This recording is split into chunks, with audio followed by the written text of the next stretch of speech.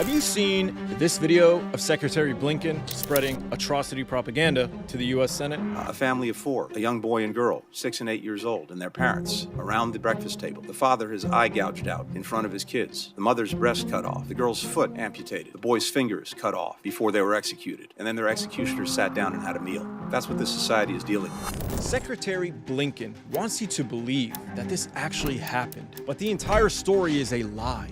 It has been thoroughly debunked. Most, if not all, of the atrocity stories coming out are bogus lies. We've seen them get debunked over and over. So it begs the question, where are these lies coming from? Who is behind them? And why do high-level US officials keep repeating them? Well, the answer is likely going to disgust you. You see, there is a sort of race to the bottom taking place right now between competing Israeli disaster relief groups. It's a competition to see who can tell the most disturbing story. Oh, you saw beheaded babies? Well, I saw babies being baked in ovens. Oh, that's nothing. I saw a pregnant mother get raped, baked, then raped again, chopped into pieces, then sold on the black market to the Hezbollah faction of the Mexican cartel. It's all highly unusual, but the lies actually start to make sense when you learn who's behind them. You see, these stories are coming from disaster relief groups that are fighting for media attention and charitable donations. These groups are in the business of raising money. And right now, atrocity fundraising is a gold rush. Very wealthy and very emotional Jewish Westerners are opening up their wallets to organizations and charities. And these organizations are jockeying for position as the best charity to give money to. And nothing raises money like a good story. For example, Eli Beer, the president of United Hezbollah, went on a media tour around the United States, telling audiences that babies were placed in ovens and baked to death. A little baby in an oven. They put him in, these bastards put these babies in an oven and put on the oven. We found the kid a few hours later. This propelled him and his organization to the forefront of the media for several days, earning tons of awareness for his organization's work. He was able to leverage this media attention into several fundraisers where he managed to collect a whopping $50 million from shocked and appalled donors. But of course, the entire story was a lie. Israeli reporter Ishay Cohen investigated and determined that the story wasn't true. Another Israeli journalist, Chaim Leninsid, had this to say about Eli Beer and the bullshit oven story. Like any good Jew who sees the rich, he thought about the money and told a story that does not exist. But this lie not only raised a ton of money for Eli Beer, it did considerable damage to the ceasefire movement and cost thousands of Palestinian children their lives because Zionist influencers took this bullshit story and ran wild with it. Caroline Glick tweeted, "They baked a Jewish baby alive in an oven. They murdered his father. They gang raped his mother over and over and laughed all along while they baked her baby alive in the oven. The Palestinians support Hamas. They love Hamas. No resupply. No concessions.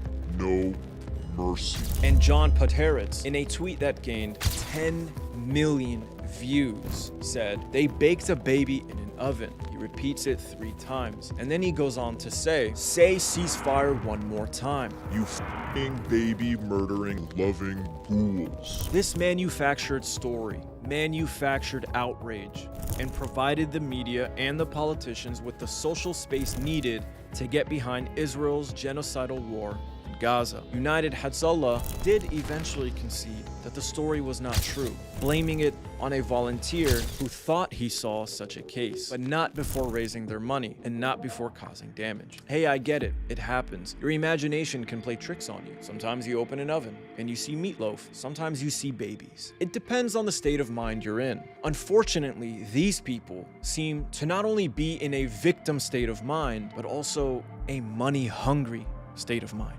because they are imagining a lot of bullshit right now, and they're using it to raise money. And United Hezbollah isn't alone in doing this. They have a competitor in the disaster relief space called Zaka. And this group, Zaka, is responsible for some of the most obscene atrocity imaginations. These people lied about beheaded babies. They lied about mass rape. They even lied about a fetus being cut out of its mother. And just like United Hezbollah, Zaka is hungry for money right now. Their head of operations, Yossi Landau, has also gone around telling media and donors all sorts of atrocity propaganda lies. Father and mother, hands tied in the back. And on the other side, there's two children, a boy and a girl, hands tied in the back, and they were torched. You can see they were torched. Parents should see how the children are being torched, and the children should see how parents should be being torched.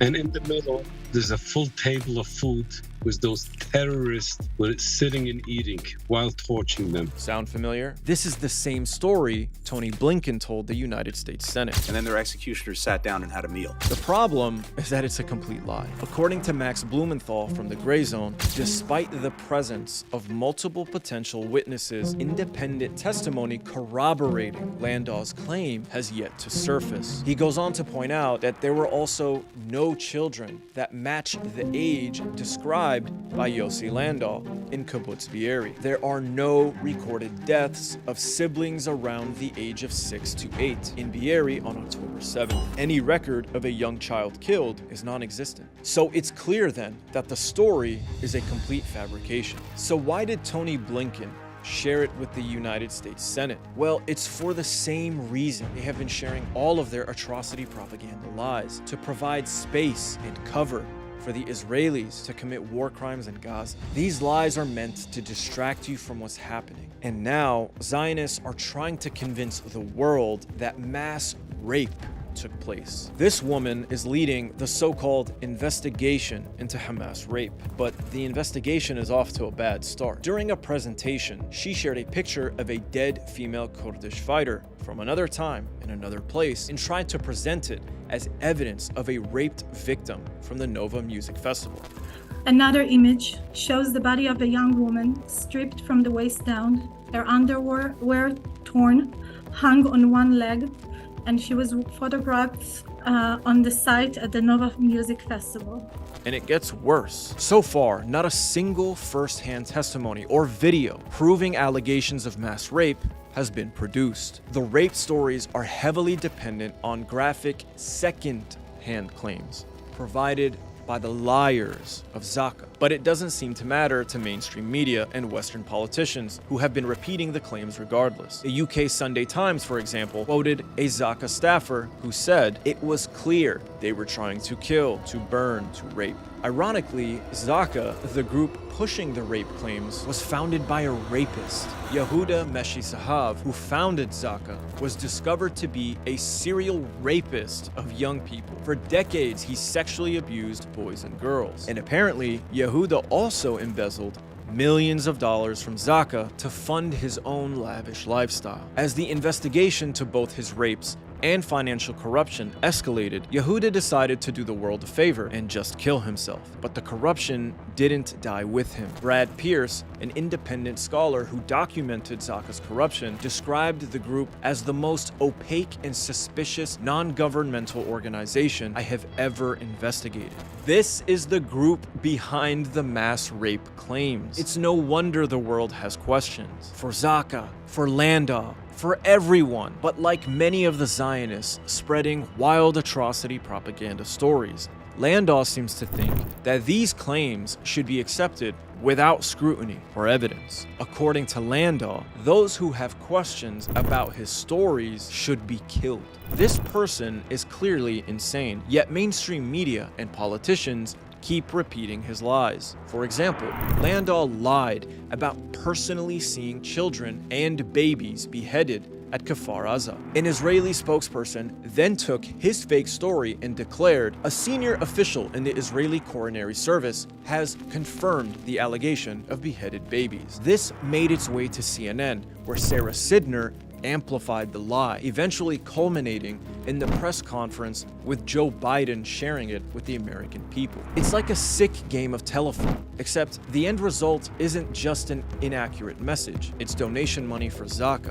and genocide for Gaza. Of course, both Sarah Sidner and Joe Biden retracted their claims about beheaded babies. There are many atrocity propaganda lies to expose, and one day we will go through them one by one. For now, you should understand that these disaster relief organizations are inventing, spinning, or exaggerating stories in order to raise obscene amounts of money, whether it's online via their website or in person at various events, for their corrupt and shady disaster relief organizations. And these lies are unfortunately amplified by Western media and politicians, which of course prolongs the genocidal war of retribution currently taking place in Gaza. If you would like to read more about this in detail, please click the link in either the comment section or the description of this video. I want to make clear that I'm not the one investigating these claims. That important work is being done by the Gray Zone, Electronic Intifada, and Mondoweiss, and many others. Please take it upon yourselves to follow them on Twitter, read their work, and support their work. Follow for more.